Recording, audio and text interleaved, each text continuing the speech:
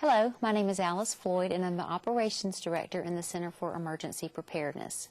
Today I'm going to talk to you about what an advance team is. You're either watching this video because you've shown an interest or are part of the advance team, or because you've received the medical needs shelter training and you're trying to determine what an advance team does prior to the establishment and operations of a medical needs shelter. First of all, I need to let you know that funding for this presentation was made possible in part by the Centers for Disease Control and Prevention. The views expressed in written conference materials or publications and by speakers, moderators do not necessarily reflect the official policies of the Department of Health and Human Services, nor does the mention of trade names, commercial practices, or organizations imply endorsement by the U.S. government. No continuing education is being provided with this program.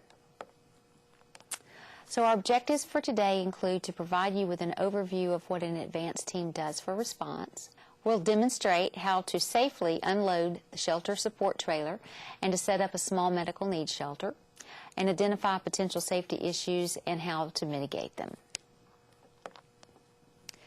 Safety is a priority, and everybody on the advance team and the medical needs shelter teams and any of the response teams that we have a duty to let people know if there's a safety issue. We want to talk to you a little bit today about the advance team safety issues. Primarily, we want you to always make sure that you use good body mechanics. When an advance team goes out to set up a medical needs shelter, there is some lifting that's involved, and there's some squatting, bending, those types of things to get everything open, ready, and set up for the shelter. We don't want anybody to get hurt with that, so we always want you to use good body mechanics. We also want everybody to wear personal protective equipment that's needed. You'll see in the video that we're about to show you that some people are wearing gloves, and that all of the people that are setting up the medical needs shelter are appropriately dressed, meaning that if you're going to be on the response team, we need to make sure that you wear appropriate clothing for the weather and also appropriate shoe covers, shoes, no open-toed shoes, no sandals or things like that, because of the potential for sliding down if the conditions are wet, or also because with the lifting we don't want you to have anything dropped on the foot and where it could cause an injury. Also, we want to always make sure that you implement the appropriate safety measures. Before the advance team or medical needs shelter team is deployed, there's a safety briefing, and that's where we take the opportunity to talk to you about potential safety issues that could arise and how you would help to act or work in a manner that helps to reduce those or mitigate those potential hazards, and then what to do should you have an injury, which we hope nobody ever does. So on the video, there are some things that you're going to see. We're going to set up a small medical needs shelter in our logistics center at the CEP warehouse, but there are some things that are not included on the video that I just wanted each of the advanced team members to be aware that we have. Additional items that are not shown in the video, which are available through the shelter support trailer, include privacy panels, an administrative kit, there's an inventory list, and those items that are listed on the inventory list, some of them have property stickers and property numbers associated with the items. So as the trailers are being unloaded, that would be something that would need to be monitored. And when they're being reloaded, we'd want to make sure that the items are being restocked and that the appropriate equipment makes it back to the trailer. There's also a notebook with different shelter information in it, and that contains photographs of medical needs shelters, so that as a team is deployed, we have pictures in the book that lets you know which areas to go to, how to set up, and those types of things from visits that we've made prior to the actual shelter being activated. There are also linens and pillows and blankets that are not going to be shown in the video, and they're basically boxed up, so there was no purpose to bring those out to show you. But that we do have a supply of those on each of the trailers. There are limited amounts of durable medical equipment that are on each of the shelter support trailers. Wheelchairs and transport chairs are two items that we have on the trailers that we're not going to show you in the video. And also, before the team leaves, there are some items that need to be added to the trailer, one of which is a small generator and with fuel, should there be an emergency generator need for the advanced team. And then also there is a cooler that would need to be supplied with ice and water for the team members. And the logistics staff at the Center for Emergency Preparedness Logistics Center will help and remind teams that go out that those items are some of the last things that go on the trailer. They're not maintained on the trailer, they're pulled at the last minute, and along with a communications kit. We don't show you the setup for that on this particular video. The people that do that have been trained on what's in the kit and how to set it up, because it requires some expertise with setting up MiFis or Cradlepoint routers or those types of communication devices. But that's another device or another piece of equipment that would go last minute with the advanced team. So this is training can be used as a skills refresher training. Basically, we do deployments when we have a response.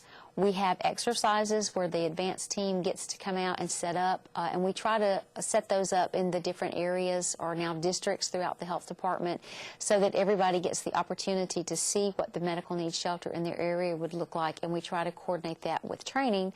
And then we also have scheduled work days at the warehouse for our advanced team. So to make sure that we keep proficient in the skills for setting up for a medical needs shelter team, we do offer these 3 different times that the team can go out and practice. Not everybody on the team goes out each time. Schedules don't always allow for that, but at least 1 or 2 of these different ways are times that we can provide a practice session for the drivers that need to go out and pull the trucks and pull the trailers with the trucks, because they need to practice that. And then we also take the opportunity to rearrange or re-inventory, or just take out and double check the equipment that we have in the trailers to make sure that it's all still functional and good. An advanced team is made up of volunteers that will come together and work as a team to go out in advance of a medical needs shelter being activated or operated. An advanced team is made up with drivers. We have a nurse in charge that will help designate the setup and work with the district coordinator, district clinic director, or a designee to make sure that the shelter is set up in the preference to the district's nursing staff. And then we also have people that are lifters and they are clerical that help to move things around and get the actual medical needs shelter set up. We have 2 trailers, and you'll see a picture of one now on the screen, and that's our shelter response or shelter support trailers. We have 2 of those, and currently they are very close to being identical, and what we do is we will set them up on our next work day to be identical. Once we realize that a medical needs shelter will be activated, we will assess for availability and roster an advanced team. That team will be given an assigned time to be at the CEP Logistics Center, to leave as a team, to receive a safety briefing, and then to deploy at one time. The team members will consist of a driver, a nurse, clerical staff may be involved. We have drivers and lifters that will help with setting up the shelter team, and they work with the district clinic director or a designee to make sure that the medical needs shelters are set up in a manner that is what they prefer. So once the team arrives, the logistics staff will have the trailer ready to go. You'll see a picture of one of the 2 support trailers here, and for the video purposes, they have already arrived on scene. The truck has been removed from the actual trailer. For this taping, we had this set up in our logistics center. You'll see that the driver goes to the back, and one of the first things that he does is that he drops the back feet of the trailer, which helps to stabilize and secure. In a real event, more than likely, the trailer will stay secure to the truck. You'll notice that the employee has on gloves, and that's part of the personal protective equipment that is used for this type of setup. And the reason for that is because they work with some metal that can be cold. They also work with edges that may be sharp, and they use their hands a lot to set to open up the trailers and to set up the the cots. So you'll notice that what they're doing eventually, upon onset of arrival, is they're getting the trailer ready to start unloading. They've opened the door, they've secured the door with the latch there that'll keep it open, which will keep it from opening and closing on people that are trying to get in and out. They're securing the area with the cones, and this is very important because you really and truly, until you get there and get set up, you don't know what traffic may be coming in or out to help to support the mission. So you want to keep the trailer secure. Also, We want to make sure that the trailer doesn't roll or move, so chocks are set between the two tires to keep it from moving. So once the wheel chocks are in place, then the people can go around to the back door to open it up, and you'll notice they're wearing gloves, and everything will be locked. Keys will be received from the logistics staff before deployment.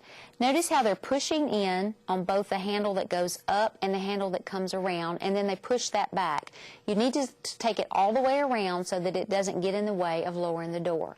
Notice there are door handles, and both of them are slowly bringing that door down because it is heavy. Although there is a wire on it, it is not hydraulic. Notice now the foot plate that gets brought over and laid down on both sides, and toes and fingers were out of the way. We don't want there to be any pinch points for that, so we want to make sure that when you're doing dropping that back door, that it's done in a slow, methodical way. Don't rush it, because we don't want anybody to lose their balance or for it to become off-center in any way. So once the door is down, then the next thing would be to take out the styrofoam noodles that are in there. These are pool noodles, and these have a slit in them, and you need to place those onto the wires that are holding that connect the door to the trailer itself. Now, it's very important with these that they go on very early, because you don't want people to trip over them if they're not paying attention and they try to take a shortcut around to the back. You also don't want people to, as they're coming down it, to take a step off too early. And also, it's very important that when you're about to raise the doors, that those pool noodles be taken off, and they need to be put up into the trailer. If they're left on and the doors are raised, it will damage the trailer. We know this from experience, so make sure that those pool noodles get taken back off and put in the trailer before the door is closed. Next, you'll see that a plate is being placed in the groove between the door and the trailer. This is very important that piece of equipment be placed there, and the reason for that is that it helps to reduce the opportunity that an ankle could be turned, but it's also placed there so that the carts, as they're rolled out, or the equipment as it's being rolled out, doesn't get stuck in that groove. That needs to come back out when the doors start to go up. It will not open, or excuse me, it will not close with it in place. But the carts that have the cots on them, they have to be very gently guided down the ramp. And if that is not there, they could potentially be top heavy and topple. So we want to make sure that key critical piece of equipment is properly laid in place before starting to unload the equipment. I think I mentioned earlier that our equipment will have property stickers on them. There's a picture of one, I believe, that's on a chair and maybe a table. As items are brought off of the trailer, they need to be compared to the inventory list so that we can track the items. The cot that's coming off now, you'll see that is one of our bariatric cots, and you'll see two people lifting those. They are not very heavy, but they're quite bulky. Those are the cots that do support up to 750 pounds, and they're a little bit different than the standard cots that you'll see in just a moment. You do see that the workers that are maneuvering these do have on the gloves, and they are working as a team. The next items that you're going to see pulled off are the pads that are going to go on the standard size cots, and you'll see here that the cots have been secured with straps, and we do that to keep things from shifting and moving in transit. Now, it's very important that you be familiar with how to use these, and our other staff that's familiar with them can show you how if you're not aware. These go on to secure, and they are locked into or hooked to one of the wall mounts. The problem with the straps is that if they're put on too tight, what can happen is it can warp the equipment, and if they're put on not tight enough, then it could potentially allow the equipment to slide. So some practice should be undertaken during our exercises and our work days so that people can become familiar with how to work these. So our two employees here are coming out of the trailer with one of the carts. There are 10 standard size cots on that car, and you'll see they rolled it right over that plate that's in the groove, and how easily that comes down off the ramp. Now you'll notice too, good body mechanics are being used here. They're bending over, they're both picking and lifting up something at the same time. So you see that they're working as a team. This particular cart that they're bringing down has caregiver or staff cots on it. Those are smaller, and the way that they're packaged on the trailer is that the mattresses are placed on top and they're secured down with straps. So they're a little bit different in the setup of how they're brought off the trailer. So as they are coming into the medical needs shelter area, you'll see that they're rolling this together with somebody in the front and somebody in the back to be able to guide and control the maneuvering of the carts. The same with this. You have two people that are doing that so that somebody can see in the front and guide from the back, because you cannot see over those mattresses and you don't want to be pushing a cart that you can't see over. The standard size cots, which you see here, are very lightweight. They're aluminum and they hold up to 350 pounds. If you'll notice, they're secured to the carts with the rope, which they've taken out, and then they will remove them one at a time with two people. Once they come out, they're easily handled by just one person. And if you'll notice, they're staggered on how they're in the cart, and that's done for a reason. If they're not alternated, they will not all fit back on the cart. So you have to stagger how you put them in when you're reloading it. But you see they kind of pick them up very easily, tote them around. One person can lift them. And then they'll open them and set them up according to the diagram or according to the preference of the local staff. So when you're working with one of these, what we want you to be careful of are pinch points. So these, as you see, they open up and then they will lock. Those little legs there that are between the rest need to be pushed into place, or they can be tapped if they're on the ground with, if you have a good shoe on, they can be tapped with your toe to put them in a locking position. If these are not locked, when somebody sits down on it, the cot could potentially collapse. You also want to make sure that when you're doing this that you don't get your fingers caught, because we don't want any finger pinches. So once the cot is available and open and locked, then it can be turned over and then set up. You'll notice too, two people are working with these, because once they get opened up, they're a little cumbersome, but they are not heavy. There is a top and a bottom to the cots, and you want to make sure that you check to make sure that they're all set up the same way. And you want to make sure that once they're set up, that there's an appropriate distance of 3 feet in between. Once, if you need to, you turn them around, like the video was showing here, to make sure that all the heads are facing the same way and the feet are facing the same way. And you'll notice these are kind of like lawn chairs, and what happens is when you raise them, you need to make sure that they're securely in the holder so that they don't just pop back. Once they're set up, then the mattress pads can go on, and there are Velcro straps at the top, and then there's a belt across the middle that can be used to secure the mattresses in place. So once they're in place, we can put linens on them, and for the purposes of the video, we did not put linens on each of these because it's a waste of a resource for training, but we do have those in the trailers, but they're very It's disposable, and they're very easy to figure out. It's a sheet, a blanket, a pillow, and those types of things. So here you'll see that they're putting the mattress, they're securing the mattress with the belt that goes across. What I would recommend is that you make sure that the connector is not where the person would be lying centrally. Move it over to the side, because we don't want to have any scrapes or pinches or anything where they're at. If they don't need that, if the Velcro straps are up top and if it works securely, then you may just want to put it at the bottom. But we want to make sure that the mattress is secure. So these are the standard size cots, and then the cots that they're working on in the background are the caregiver or the staff cots, and these are smaller. You'll see that they're putting these behind the shelter cots, and the reason for that is because we do expect that each of the people that come to the shelter have a caregiver with them. Again, these have pinch points on them, so you want to watch them, and you also want to watch for the head to make sure that it's seated securely when it's raised. We have somebody here that is measuring out the 3-foot distance between cots, because for infection control purposes as well as for safety, we want to make sure that we maintain at least 3 feet between the stretchers for the different shelterees. So that's a good practice to measure to make sure that we've hit that 3-foot mark. The The cot that they're fixing to show you now is one of the bariatric cots that supports up to 750 pounds. And the mattress pad for this one goes on the outside, which is a little different than the way the other two are set up.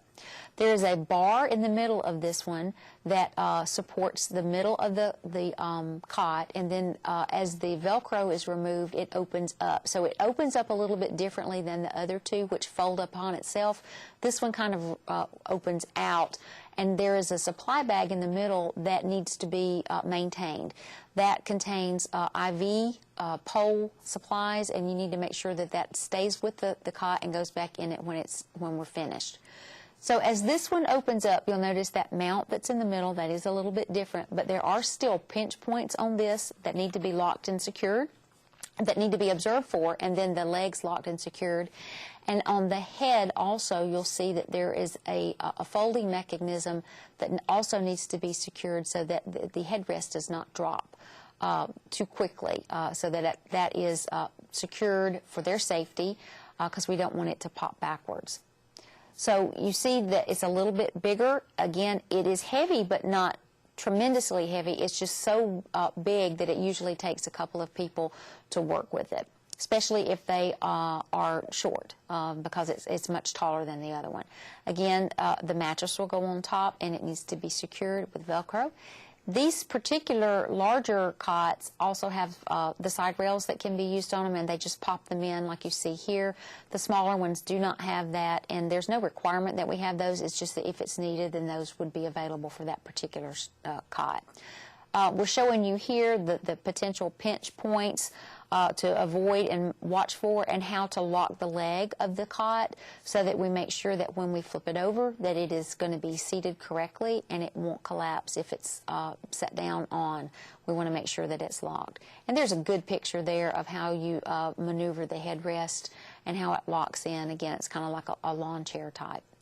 The IV poles, if they're needed, this is how that you would set those up. They go at the head, and they basically just feed upon, the pole feeds upon itself and then secures over to the cot. There are IV poles for the standard size one as well, should they be needed.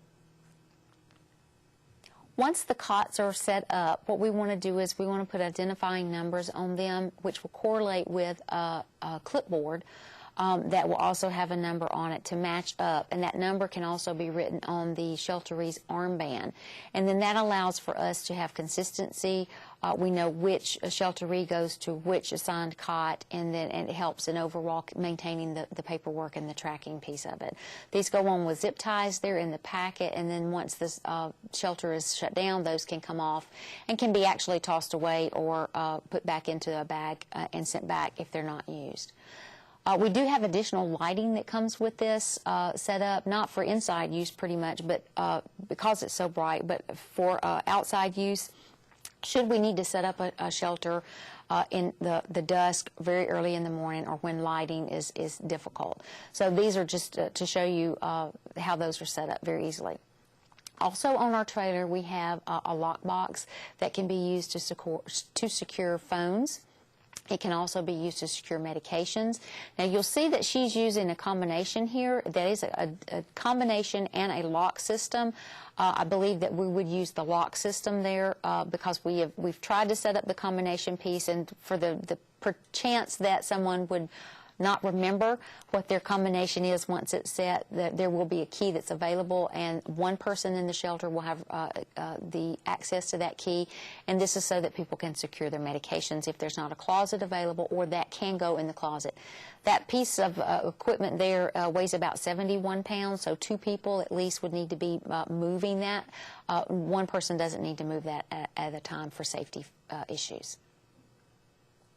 There are signs that are in the medical needs shelter support trailers, and those need to be stood up and in the appropriate places. One indicates where the medical needs shelters are. That would need to be somewhere close to the road to indicate where the shelter is at.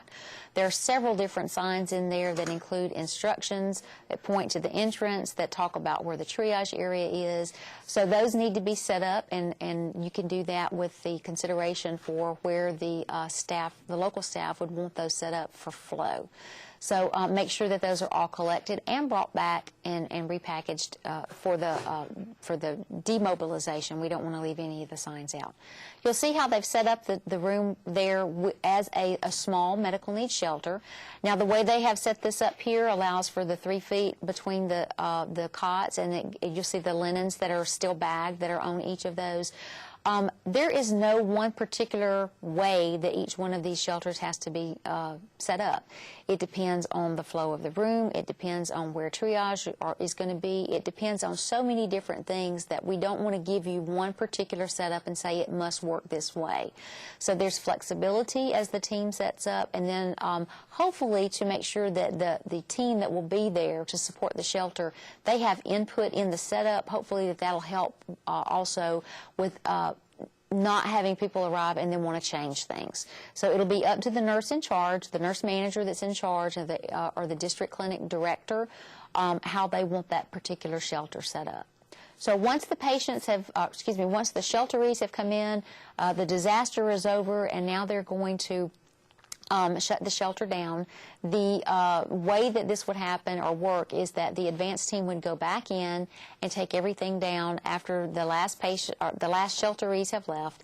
And what would happen is they would package everything back up and bring it back into the warehouse. So you'll see now that they are starting to get the equipment loaded back up.